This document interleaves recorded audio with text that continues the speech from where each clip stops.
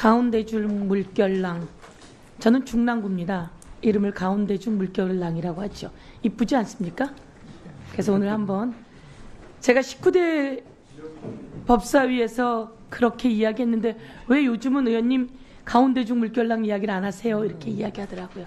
그래서 오늘 가운데중 물결랑 중랑구갑 국회의원 서영교입니다. 수원고등법원장님, 저 아시죠? 예, 알고 있습니다. 개인적으로 아시나요?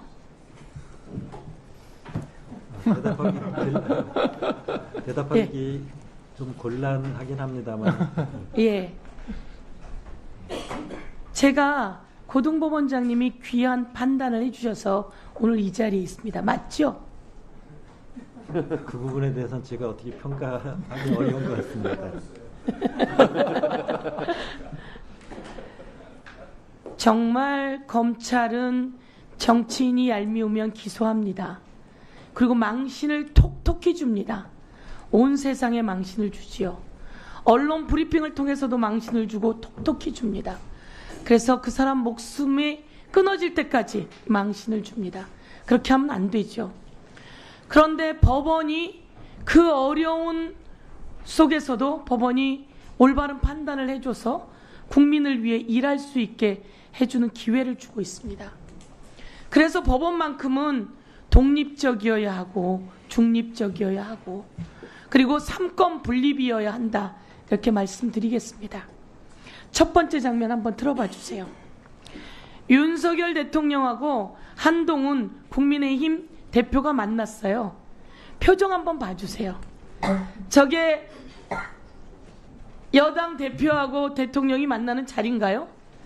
대통령 표정은 왜 저런가요? 그리고 저 장소 한번 봐보세요. 이재명 대표하고 윤석열 대통령이 영수회담할 땐 저렇지 않았어요. 양쪽에 태극기도 있고 대통령실 봉안기도 있었어요. 그런데 얼마나 무시하면 한동훈 대표랑 저런 자리에서 만날까요? 그리고 딱 둘만 만났을까요? 아닙니다. 윤석열 대통령은 정진석 비서실장을 데리고 나와서 그것도 자기 옆에 앉히지 않고 한동훈 대표 옆에 앉혔어요. 국민들이 언론이 전부 다 이야기했습니다. 한동훈 윤석열이 4시 반에 만난다. 노래를 불렀어요. 무슨 성과를 볼 것인가. 근데 아무 성과가 없다. 맹탕이다. 모든 언론이 그렇게 이야기합니다. 맹탕이다. 맹탕이다. 여당 대표를 자기 소나기에 발 아래 신하처럼 생각하는 표정 아닙니까?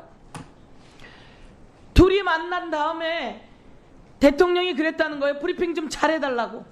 근데 한동훈 대표가 브리핑하지 않고 왔습니다. 한동훈 대표가 브리핑할 서열입니까?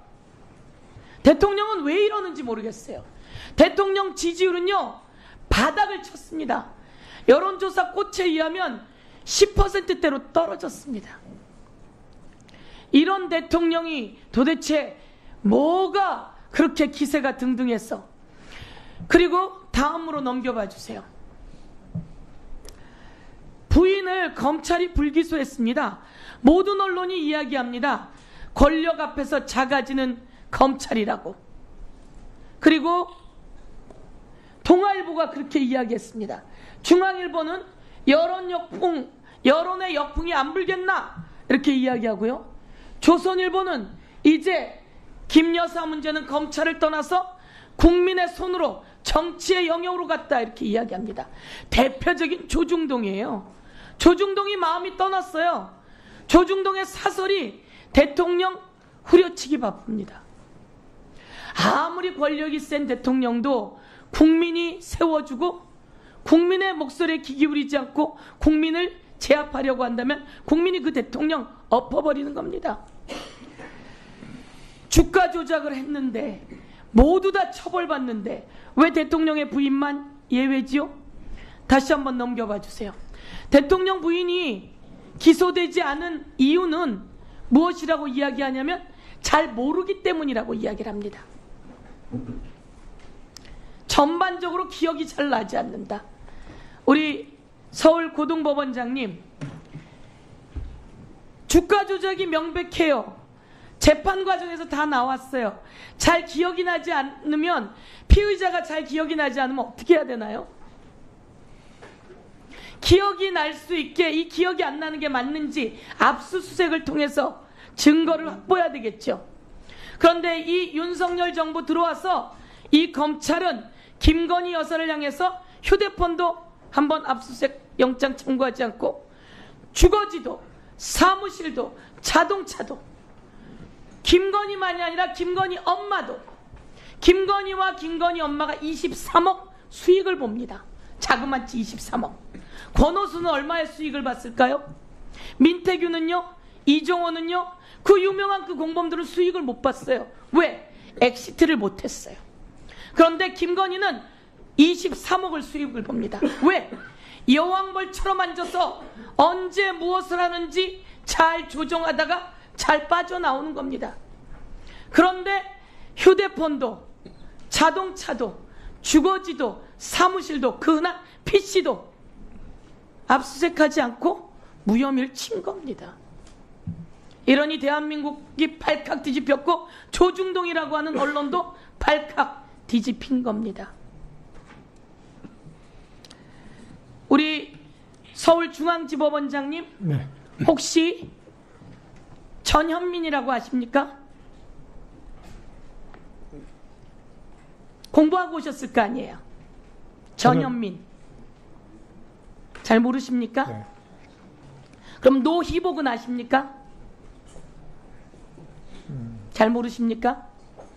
전현민은 누구냐면 국회에 법원에서 파견 나와 있는 협력관입니다. 업무는, 소속은 당연히 법원이지요. 법원에서 국회에 나와 있는 협력관이 전현민. 노희복은 여러분이 올 때 여러분을 뒷받침하기 위해서 온 행정관 노희복. 한 명은 사무관이고요, 서기관이고요, 한 명은 행정관입니다.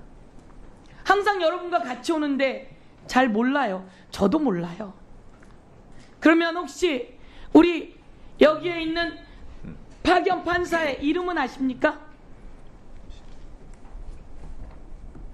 지금 질문에 답하기가 불편하시면 안 네, 하셔도 불편합니다. 됩니다. 예. 네. 그러면 양해 우선 주시기 이거는 바랍니다. 뭐 저기 우리 지방법원장님의, 서울지방법원장님의 IQ를 테스트하거나 이게 아닙니다. 그냥 자연스러운 우리의 일상이라는 말이죠. 우리는 이렇게 잘 모르기도 하고 같이 있지만 일을 같이 하지 않으면 잘 모릅니다. 그런데 이재명 대표는 자기는 성남시장이었고 성남도시개발공사의 기관에 국장이었나요? 그랬던 사람을 알 수 없습니다. 그런데 질문이 그겁니다. 개인적으로 잘 아나요? 이렇게 질문합니다. 여기에 대해서 내가 개인적으로는 잘 모릅니다 라고 하는 답변이 이게 기소가 되었고 이 세상을 떠들썩하게 하는 사건이 되었습니다. 저는 이런 일로 선거법 위반이라고 기소를 하는 검찰, 저도 마찬가지로 검찰에 의해서 기소가 되었고 변호사 비용이 거의 1억대 가깝게 듭니다.